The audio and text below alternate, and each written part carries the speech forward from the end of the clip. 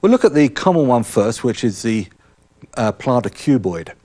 And this is commonly injured with an inversion injury as the peroneus longus contracts and whips the cuboid plantarly, so it forces it into eversion.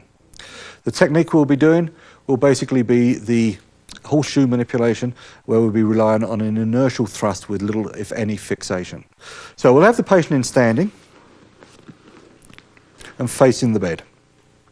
They lean against the bed for balance, and then we ask them to give her foot up. We'll take this one. The thumb placement is really very important here. You must come onto the medial aspect of the cuboid. If you come onto the lateral aspect, then you'll force this further into eversion. So come very much medial.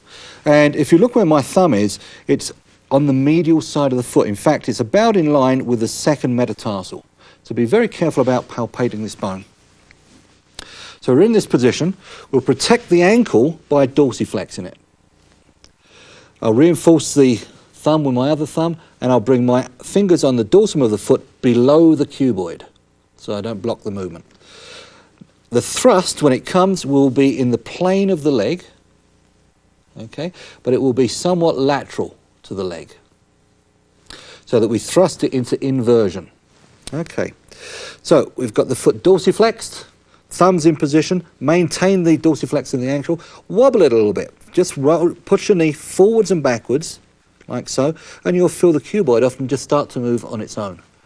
And then when you're ready, you apply the thrust. Just a sudden sharp thrust laterally. I'll just show you once more. Up in this position, swing the knee via the hip there, feel it, and then thrust. The thing to avoid with this is plantar flexing the ankle as you do it, because if you force this into plantar flexion, you'll create a traumatic arthritis at the ankle, and the patient won't be too pleased with you. So keep the ankle dorsiflexed. In the same position, we can look at a plantar navicular. Much less common, but they do occur. All we need to do for this one is bring the thumb across a little bit more medially, so we come onto the navicular. Otherwise, the hand position is exactly the same. Dorsiflex the ankle again. The thrust again will be in the line, in the plane of the leg again, so across this way. But this time, there'll be a little less lateralness to the thrust, and it'll be more in line with the leg. So we'll be keeping it in the same plane, but in line with the leg more.